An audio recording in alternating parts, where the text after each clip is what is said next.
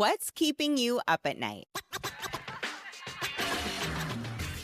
Hello, everyone. I'm Alanna McGinn, host of the Bedtime Edit podcast, a podcast where we dive into all the topics or all the struggles, issues that are keeping us midlife women up at night. And I know for me, and I know for many of you, a big one is changes in our body, whether it be physically, emotionally, mentally. Midlife weight loss is there for sure.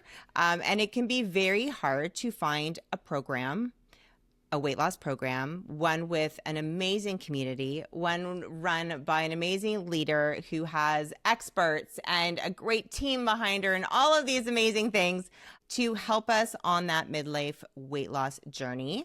And I, in 2021, found an amazing program called the Livy Method, and have been a fellow Livy loser since then, and had the honor of also joining their team of experts as their sleep expert. And I am so pumped. I just told her the tables have turned because now I'm interviewing her, the amazing Gina Livy.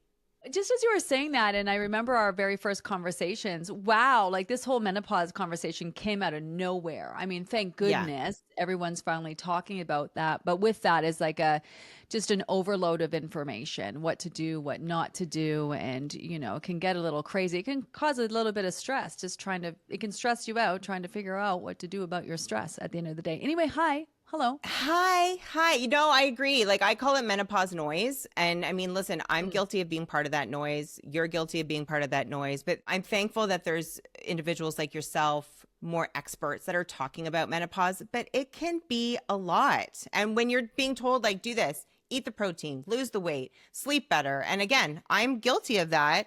It's overwhelming, and it can add to the chaos that we're trying so desperately to get away from in this midlife space, right? Yeah, there's a lot of context missing in the way we're getting our information, especially on social media. And, you know, as we're scrolling, we get bits and pieces. Protein, for example, you got to get in a certain amount of protein, and there's not a lot of context behind that. You know, how active you are, health issues that you're dealing with, lifestyle and whatnot. And, you know, we're just trying to jam in as much protein as possible when more protein than you need isn't good either. And everyone is different. We all come in different shapes and sizes and needs. Same thing with walking vests are now the new controversy, where all of a sudden they were all the rage, and now people are like, no, you can't, it's not doing anything for you, and it's doing this or not doing that. Cold plunges, everyone was cold plunging. I just now read we're finding that cold plunges are not good for us. And I think I like to follow the science, but science is science until it changes. I'm a common sense kind of person, right? Like, as am I. And just try to break it down into actionable steps for people. And that's essentially what I've done with weight loss too. Like sleep. I learned so much from you through all of our conversations about sleep, and I learned something new every single time. And what I thought I knew was like that wasn't it. I just thought, if I need to get a better night's sleep, I'm just going to go to bed earlier. And as we know, going to bed earlier is not always it, right? So it's about trying to figure out what works best for you. And I think what both you and I do is like, okay, here are some things you can do and can think about, and it's up to empowering the person that you're speaking to for them to make a choice that's right for them. So yeah, it can seem, if you're not an expert in these fields, it can for sure be overwhelming. It is 100%. And I think it's so great that a lot of the information that comes out of your program, whether we're talking about weight, sleep, stress, anxiety. I mean, you have Dina, who I interviewed recently on a podcast too, a learning strategist. I mean, the information that you have in your program, it's realistic steps that people can take. It's not, it's not something that we think that we can achieve. That's what drew me to your program initially. And I started as a member. I didn't start as one of your experts. And I want to talk about your program because your fall program is launching soon. But I want to know, because I don't know this about you. You and I have gotten definitely to know each other over the years. I consider you a friend. But how did you start it? How did the Livy Method begin? I don't know that story. There's so many angles to this story. My backstory is I had a weight issue myself going through university. Although I had worked in gyms since I was 13 years old, I became a certified personal trainer at the age of 16. I got quite a bit of education in-house through gyms that I worked at about, how to get healthier, how to get more fit, how to lose weight and whatnot. And in fact, one of the ways I put myself through university was working at a gym. Teaching aerobics. And of course, everyone wanted to lose weight. And, that was the thing that I counseled a lot of women because I worked at a women's gym at the time. And as I progressed through my university years, my weight just kept going up and up and up and up. I remember going to my doctor and thinking there's something wrong with me.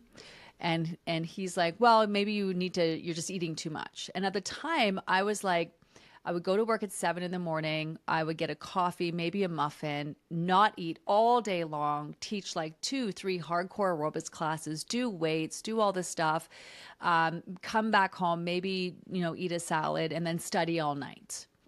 Rarely was I eating pizza. Of course, I was like drinking beer on the weekends with friends and whatnot. And Yeah, I'm of like, course. that's not it. I know how to count calories. And then he's like, maybe you need to exercise more. And I'm like, I can't possibly exercise more. I was like working out a lot. And then he's like, maybe you're just big boned. And I mean, clearly to look at me now, you would not be, and big boned is also not a thing, as we know now. And then that just sort of like, led me to wonder why everything that I was taught about losing weight wasn't working for me. And then fast forward, a year and a bit later, when I was done university, I was living in the city and also working at a gym. And I met my ex-husband who was a chef. And when you start dating, you start like eating more. And so, he would cook food. We would go out to restaurants. And the more I ate, the more weight I started to lose. And, somehow I had lost like I think it was 100 pounds in like 8 months. Like it was a lot. And I was like, what is going on? Why am I eating more than I ever have? And now I'm actually losing weight. Now that I look back, I also didn't have the stress of working like a couple jobs, putting myself through university. I was now getting sleep because I wasn't sleeping because I was pulling all-nighters. But I went on this mission to figure out why I had lost all this weight because it wasn't through counting or weighing or measuring anything. Long story short, I was successful. And then because I was successful, people wanted me to help them lose weight. And so I started to help other people lose weight. And one of the ways I did that was by trying to get to know everything about you.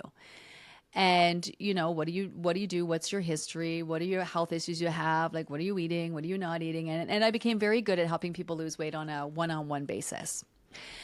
And fast forward many, many years, and I got approached by a friend who works in television. I used to work on breakfast television. I had done a stint in TV and hosted a couple of my own shows. And he's like, hey, I see what you're doing. Let's talk. So I went down to their TV station, and he's like, we want to make you the Tony Robbins of the weight loss industry. And funny enough, I'd always said, I want to be the Tony Robbins of the weight loss industry. I want to have a great product that helps people. I actually want to spend my time motivating people to do it and make change. That's what I love doing. Obviously, clearly, I love talking. It's kind of my jam. And they're like, listen, we're going to take your program. We're going to put it on late night TV. We're going to do massive infomercials. We have all these stations all over the world. We're going to make a lot of money. And I was like, okay, you are probably going to make a lot of money. I'm maybe going to make some money. But more than that, this is my opportunity to put my program out there to the world. I knew I had something special because I was really busy with clients.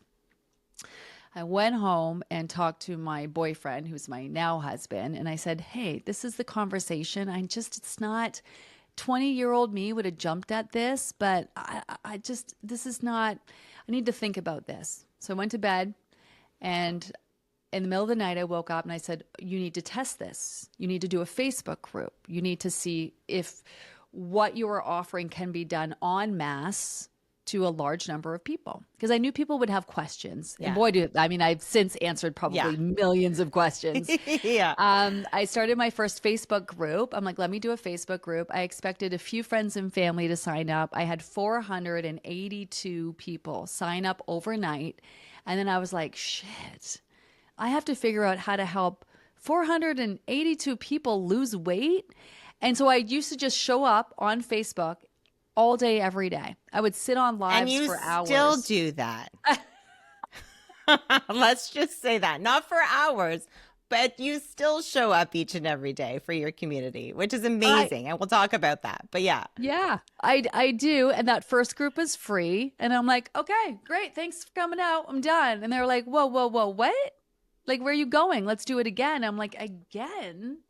And then I was like, okay, well, I got to charge something for it because, at that time, Facebook had just started these groups and anyone and everyone was joining.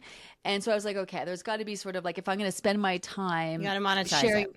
yeah, Yeah. not even beyond monetizing. Yes, I had to pay my bills. I have 4 kids. They are not cheap.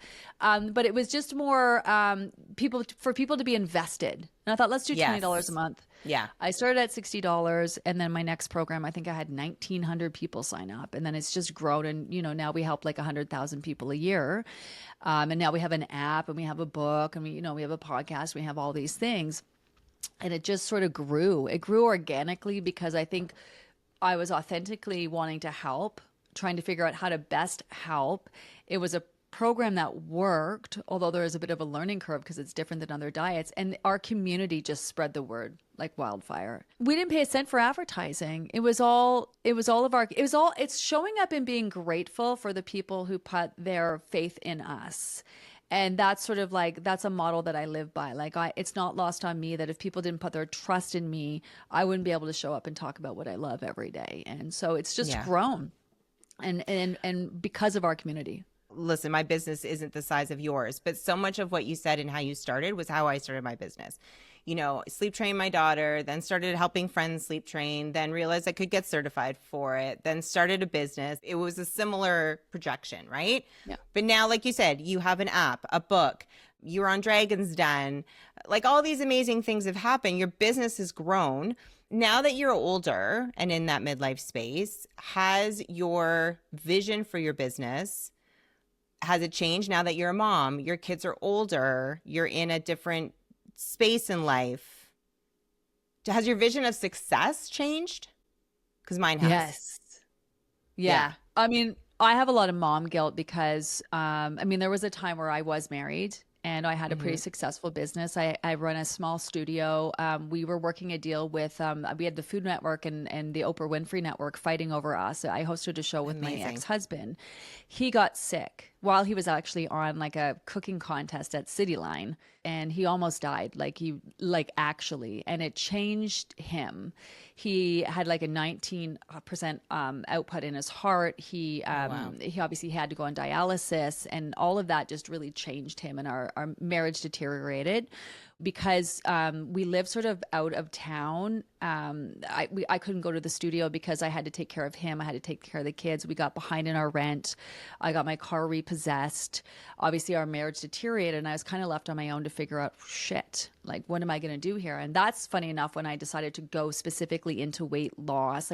Weight loss up to that point had always been like my side job that I was doing while I was Right. working in TV, while I was like whatever. And then that's sort of when I made that hardcore push, which was about 10 years ago, 10 years ago. But I have a lot of mom guilt because in order to pay my bills, because my ex, although involved in my children's lives, and as you know, he's since passed away of the Hmm. same illness. A lot of mom guilt about, even though I was a sole provider, and so I spent a lot of time working, and so now my son, who is 18, just finished his last day of high school. I'm gonna cry just talking about it. I walked him to school on Friday, which he told me Friday was the last day, which it wasn't, which is so weird. It was actually the Tuesday, but anyway, I said, I'm going to walk you to school. And just let me do this for you. And we had a wonderful talk. I dropped him off at his high school. I walked away from him and just completely broke down. You made me Tony, cry. yeah, Tony was there because he's like, I'm gonna grab coffee and I'll pick you up and drive your ass back home. And I was like walking and I kept saying to myself, I missed it. Like, I missed it all. I missed it. And I got in the car and I kept saying that over and over. And he's like, you didn't miss it, Gina. You were there. You may have not been able to go to the things and you may have missed some of the things, but you were his mom every single day. And you were there. And so if I was to go back and do it again, I don't know that I would change it because we are now able to pay for him to go to university. We've been able to pay for him to go to Japan. He taught himself how to teach Japanese, to travel the world. It's now provided me the income and the resources to provide for my children that now that they're older, they actually need. Yeah. And so I don't know that I would go back and change it, but it doesn't stop the guilt. Doesn't stop the guilt anymore. Mom guilt will happen regardless. So Yeah. we can't think that we miss the moments, and we might not realize that, because I suffer from that same mom guilt. Like you also, marriage that deteriorated, and, now, I'm on a 50-50 custody, so I don't have them 50% of the time. They're older, so it is easier, but still hard. And my kids grew up watching a laptop on my lap, and I know this, right? Like, that's what they associated with me. I was always working. I think that's like you and I are very similar. I was always on my phone so that I could take them to the park, take them here, and still work at the same time. And so it's not like they saw me work really hard. They saw me on my phone all the time. They see you on your computer all the time. So it's not like it created resiliency of like, oh my God, look how hard mom is working, because they didn't see it as work. They just saw me on my phone, and I'm never on my phone just scrolling. I'm always working. It's how I'm communicating constantly, but I don't know that it created resilience in them because they just saw me on the phone all the time. Yeah. But there will come a point. I remember there was, I was at a baby show working, and I brought my two daughters with me to help. This was maybe 3 years ago. So, my eldest is 17. She must have been about 15, and the youngest was 10 or 11. And it wasn't until that age where it clicked for them that they understood that it's like, oh, okay, like this is your business. This is what you do. And we would have conversations through that weekend where like they got it. And it was like, it lessened the mom guilt a little bit, because I feel like our kids will get to that age, and I'm sure your kids are there too, because your kids are even older than mine, where they can visually see the success that you've created, and in turn see how that benefits them too. Do you know what I mean? So mom guilt is hard. I do. I have a similar where we took them to the National Home Show, and of course, as you know, hundreds of people showed up, and they were like, whoa. But they're starting. They're at an age where I can have conversations with them and reflecting back to be like, hey, that happened, but I was doing the best that I possibly could. You have to understand, I'm a person too. I have anxiety and issues, and probably dealt with bouts of depression in my past without even knowing it.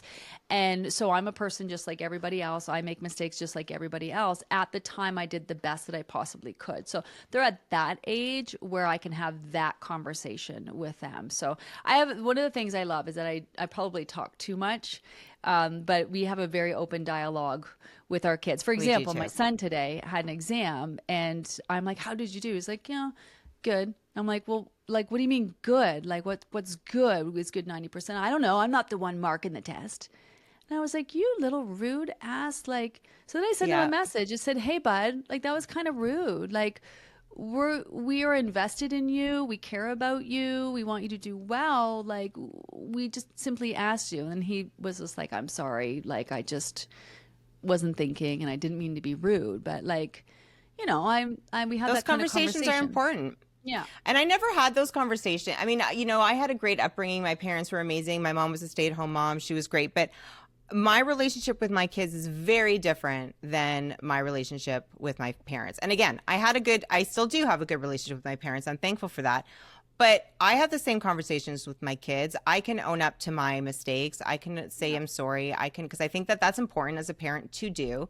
But I can also call them out on their shit. And it's like, hey, using yours as an example, like, we're just talking to you. Like, when you're rude, like, that was rude. That was unnecessary. I don't think my parents, we never had those kind of conversations. They certainly never owned up to their shit that we're now all trying to figure out now. Right? So, yeah. No, my mom now will be like, oh shit, I was dealing with like menopause, for example. My mom's like, right? Oh, I thought my mom was just crazy at some point. My mom's like, I was probably dealing with some like perimenopause. I'm like, probably, mom. I couldn't talk. I don't know that I couldn't. It just wasn't a thing. It just wasn't a style of communicating with my parents back then. Parents did parenting, kids did kids, and there was no in conversations between. happening. Yeah. Once I remember one of my most memorable conversations with my husband is when I was like, what is wrong with my kids? Why aren't they more like me? Why aren't they this? Why aren't they that? Why? And he's just like, well, you are raising your kids, and your mom, like your parents raised you a completely different way. So obviously they're going to turn out differently. Yeah. And of course, I'm one of those yes mom kids, right? I just like, because of my mom guilt, I was like yes Right. to everything. And now I'm trying to undo that. Now we're trying to say no all the time just for the sake of saying no. But yeah. Just to say that we can say it. Yeah. But going back to in terms of success of businesses, you said something to me a couple of weeks ago when we were having a conversation. I was on your podcast that opened my eyes, because for me, what I want within my business has drastically changed now that I'm 48. My kids are older. I've gone through a divorce. Then, when I started, I didn't want to be the Tony Robbins, but I wanted the empire. I wanted the Yeah. business. I wanted to be the best sleep consulting business in Canada. I wanted to have consultants everywhere. I dove into that work hustle culture and worked. It's all I wanted. Until I went through a divorce, had a big life transition, went through, and even probably a bit before that, and got older, and that drive slowed down. And now I'm at a point where I'm just like, I don't fucking want the empire. I just want to I want to be able to pay my bills, put some money away for me, put some money away from the kids, because God knows what this world's going to look like when they're our age, and live a happy life. And my personal life suffered a lot when I was building my business. And I know that. And that part of that was probably a distraction to how my personal life wasn't maybe where I wanted it to be. But you did say something to me a couple weeks ago where we were talking about a similar goal that we wanted to do in our business. And I said, like any entrepreneur, it's on my to-do. Like we all have those to-do lists that just go, right? And you're like, girl, we are not getting any younger. Get it off your to-do list and fucking do it. And I was like, fuck, she's right. I've actually started that. I've actually started that, and so I will be reaching out for you to join me in that. Oh, Because amazing. I'm like, let's go. What's interesting is a couple of weeks ago, there was a couple of instances with different people. I was talking about just moving to Italy, and just I think it was my chiropractor and someone on my team, and both of them, who don't really know each other, said to me, "Oh, you could never do that." I'm like, "What are you talking about?" They're like, "You would get so bored. Like you could not just quit everything and move to Italy." But yes, I could. Like they don't know that version of me. They just know the hustle, what's next, get it done. I absolutely could move to Italy tomorrow and just live a quiet life. Simple life. Absolutely. Yeah. In fact, many times I will say to myself, why am I not just doing that? Like, I know I would be very happy doing that. I mean, the logistics, where are our parents? What are they doing? How to visit? Part of me is still like, it's interesting because my drive has never been money. But I had this real desire to have the number one weight loss company in the world. Like I want to be the number one. But it's out of success, which I really struggle with. I have a hard time claiming that success. Yeah. Because I'm also on a mission to actually do good. And it's hard to kind of balance both of them. Like if I have the number one weight loss company in the world, knowing I have a really ethical and helpful program offering for people that's, healthy and sustainable and affordable and all of those things, truly designed out of good. If I had the number one company, that would really help a lot of people. Yeah. But because it's not my main motivator, I get stuck. And then I said to Tony, well, do I really need to create a company that one day I sell for $1 billion? Or would I just be happy with 100 million? Or would I then be happy with 50? Or would I be happy with 5? And I'm like you, my motivation now is I want to live a life because I have been broke and had my car repossessed. I've lived that life before. I do not want to go back there again. And there is more than enough for us in this world. My goodness. I just saw someone sold their license plate in Dubai for like $15 million. A license plate, for crying out loud, for a freaking car. So I want to live a life that I'm comfortable. I can do the things that I want to do with my friends and my family. And that is my sole mission. And I am concerned about my kids and their future with AI and what they're going to do. And, they are older. At this point, I was out of the house, living on my own, hosting a TV show. And, my kids are barely out of the house and definitely not independent enough to pay their own bills. And so that's what I want. That's what I want. So I do still want that big goal, but I'm okay if I don't get it, because Yeah. big goals motivate me. Big goals do not scare me. They motivate me, with the understanding I might not get there, but I'm going to get as close as I possibly can. Yeah. That's where I'm at. Yeah. I mean, I think if you run your own business, you have to have those goals, or else you're just not going to, what's the point of doing it? Right. So, Yeah. but yeah, I have noticed that. And it took me a while. Like, it was coming out of the divorce where I was like, God, my mojo is just like gone. My productivity in my business. And that was because I was burnt out, which is a big part of what I do, right? Why I created my Yeah. own program and things like that. So I know that was burnout. And it wasn't until like 6 months ago, I've been now, and we lived together for the year and a half we were separating, which was so hard. So it's been over a year. It was a year in December that I've been living on my own with my kids, now Nick as well. And it took me like until 6 months ago, because I was beating myself up. Like, where is the Alanna? You mentioned successes. I'm the type of entrepreneur where I never celebrated my successes. I was just always off to the next thing. I would always just focus on still what I wasn't doing, not at what I had created, right? Are you like that? Well, I won Canada's top 100 most powerful women, Yes, which you was did. amazing. And when someone mentioned to it three months later, I was like, oh yeah, I'm already past that. And they're like, well, I wait, know. this is a huge deal. Like, what do you mean you're already past that? Dragon's Den, right? Was Yeah, on the show, had a great party to celebrate. A month later, someone's like, oh, you're on Dragon's Den. I'm like, wait, that's so long ago. Like, I no, know. but I'm trying to, when people say what I've done out loud, I'm just like, who the heck is that person? I'm trying Yeah. to do better at being proud of myself and owning that. But I just recently realized that I have a worthy issue.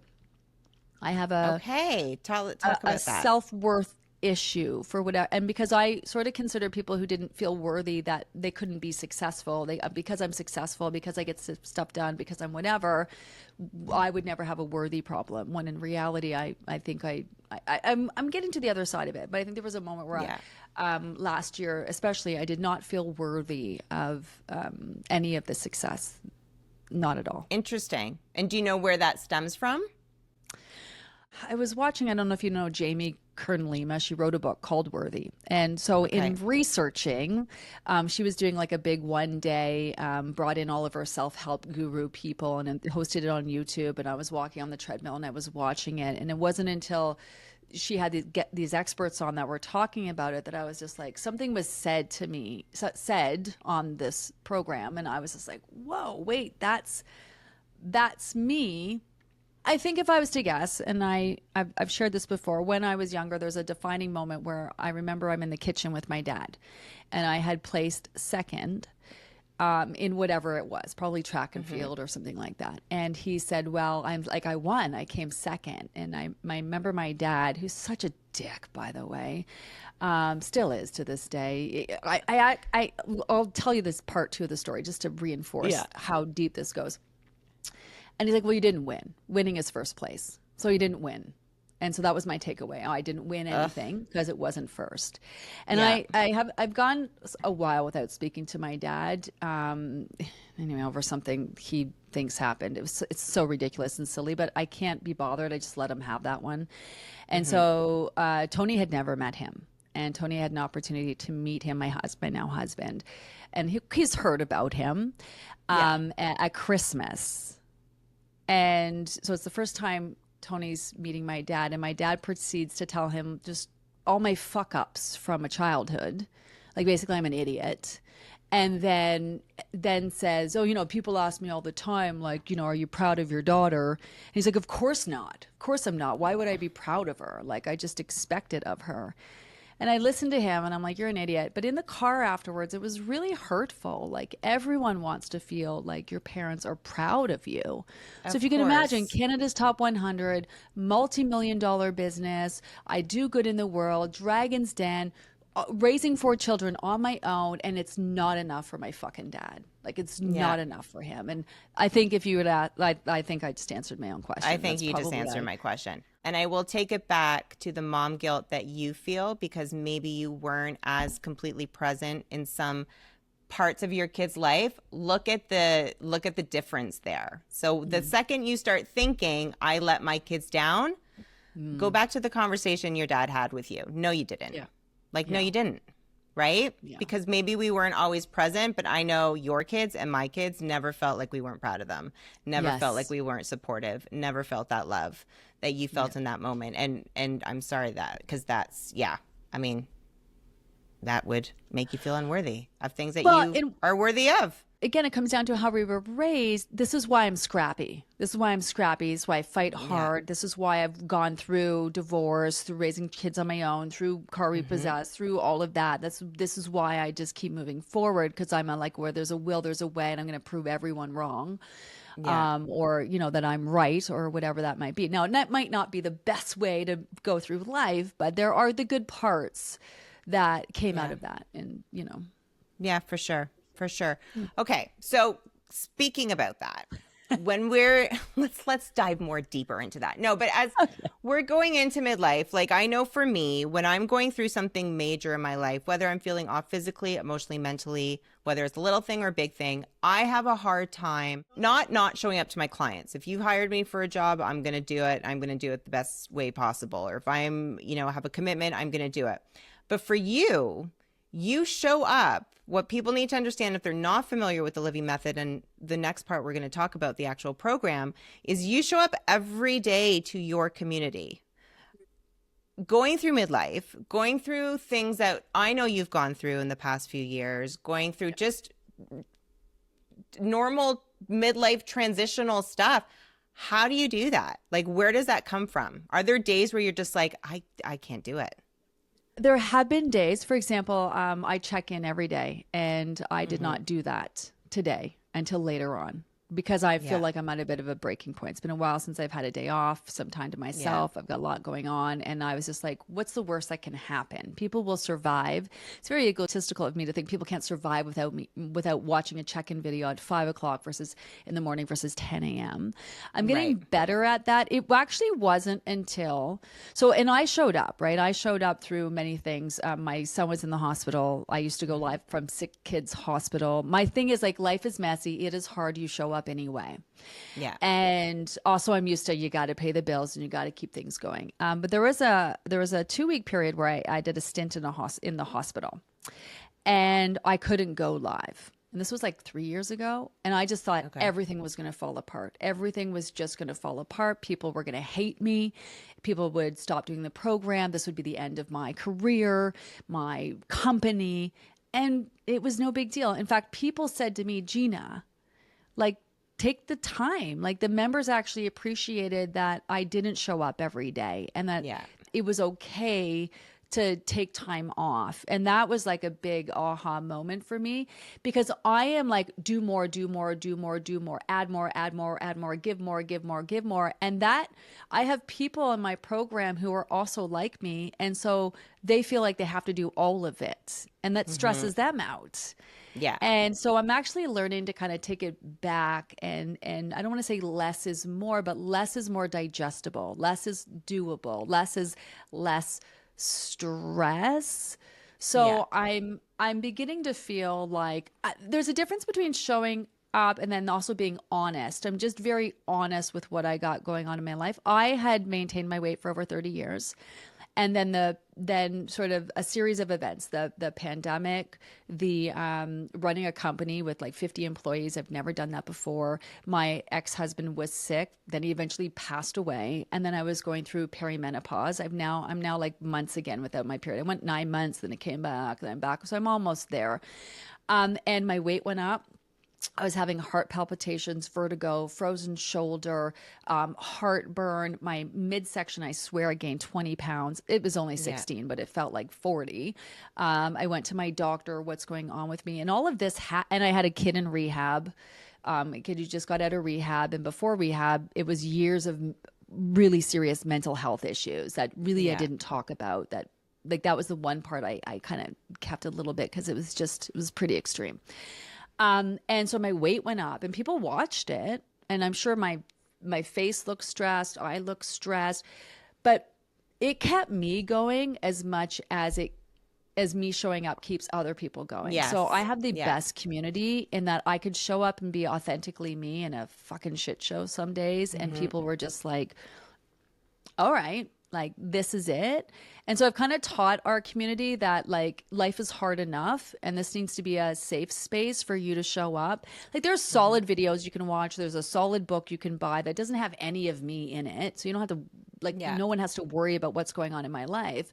But the people who were also just trying to hang on and keep going every day, I think really appreciated the honesty. And I've had this circle of friends previously who it was like all about just airs. Like no one really talked. I was like the only one that talked about their problems. So I'm the one that looked like a hot mess all the time. When they also had their own problems, they just didn't talk Yeah. about it. Yeah. And I kind of moved away from that friendship, which is the best thing that ever happened to me. And it opened up the doors to so many women are struggling and we don't talk about it.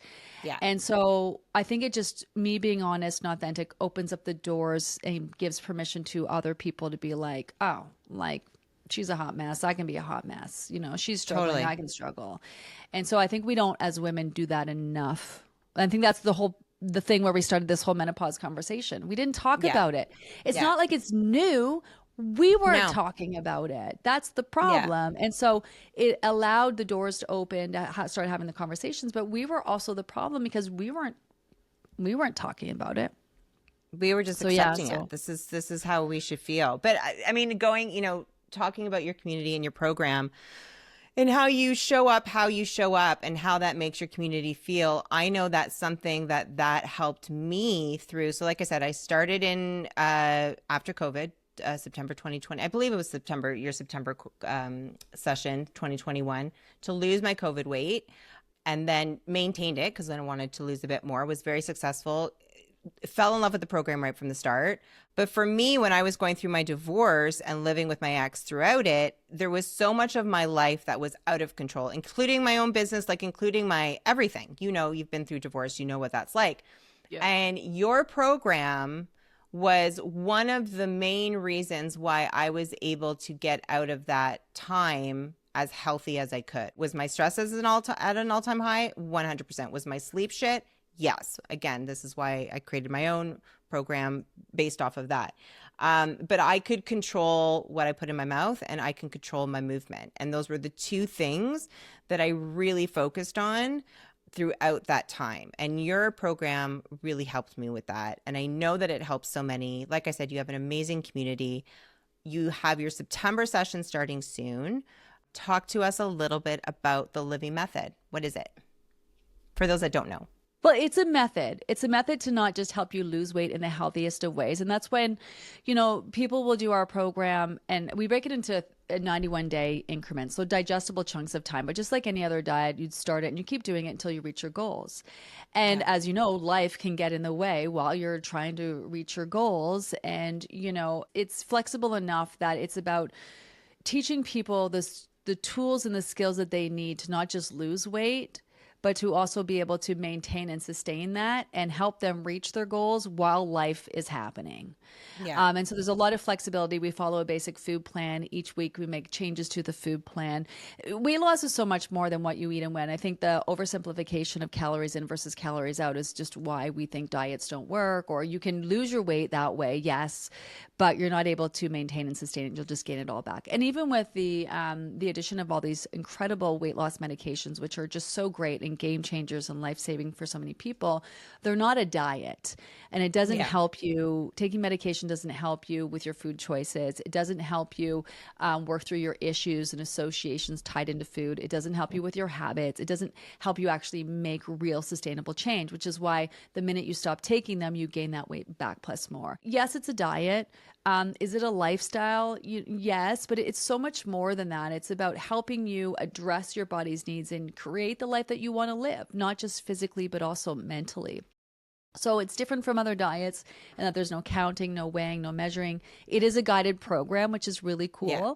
And along the way, we have guest experts like yourself come in and know exactly where our members are at and what they're trying to do, and then offer them advice based on that. Like that in itself, it's gold. And so, yeah, it's just this program that you can feel really good about doing because it's just eating good foods, managing your stress, trying to get better sleep, moving your body, trying to show up when life is hard. Like, for some, like you going through your divorce, just maintaining your weight would have been huge. Like that, like, Yeah. I mean, I was the smallest that I had been. I mean, stress also plays a role in that, right? I'm the one where, like, when I'm stressed out, I lose my appetite. But then, like you, right? Then you get out and you're happy and you're in a new relationship and you start eating more food. Which is why I'm doing this next session with you and going strong and hit my goal weight and very happy about it. So I mean, to me, it was a lifestyle change because even when I'm yeah. not taking your program, I mean, obviously I'm not taking it every single session. I'm still and I know this is big on your program. It's all about your mindset. And I'm very mindful of what I'm eating, when I'm eating it. And my body has also changed in how it metabolizes its food and digests its food. Like if I go off and just kind of not really following the plan and just going willy-nilly with my nutrition, I don't gain the weight back like I used to because my body is like prepped and prepared from being on your program. So it starts in September. We're going to put the link in our show notes for everyone to find out more information. I think at the end of the day, when it comes to the program, it's about weight loss, but I'm selling hope. So hope that you can actually make change.